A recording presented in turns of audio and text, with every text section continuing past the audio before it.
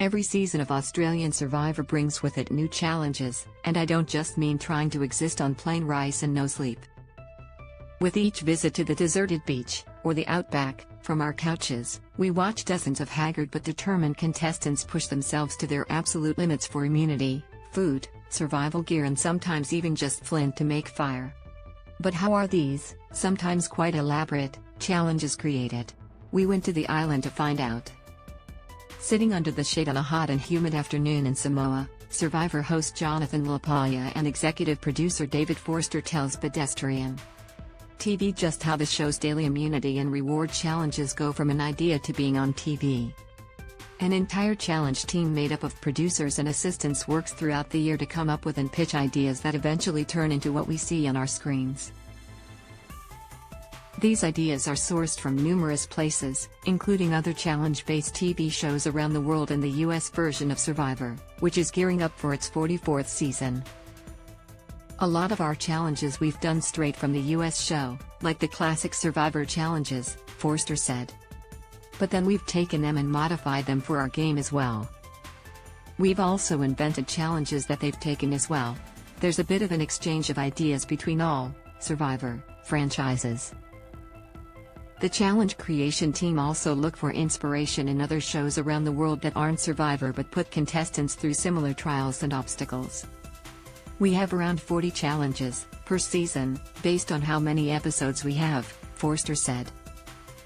So we come up with a range of different things that fit every type of skill, so it's not just all puzzles.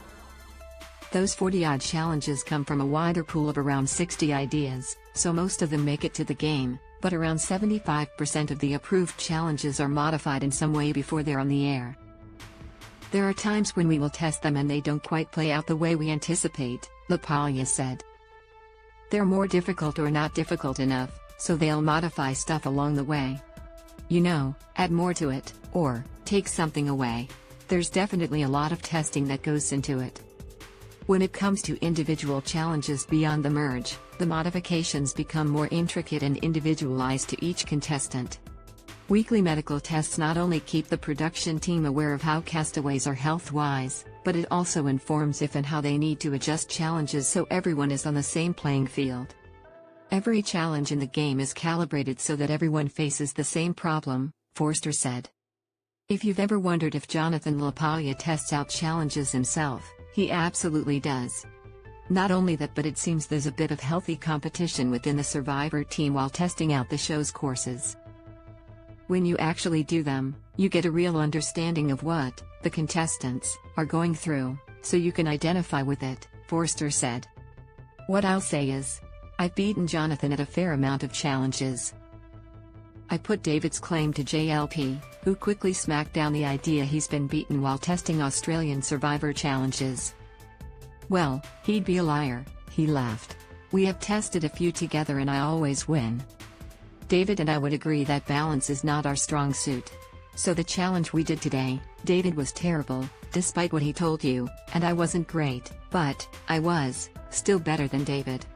Australian Survivor is on Channel 10 Sundays to Tuesdays from 7:30 p.m. and you can stream or catch up on 10 Play. The writer interviewed Jonathan LaPaglia and David Forster in Samoa as a guest of Australian Survivor. Image, Channel 10, Australian Survivor.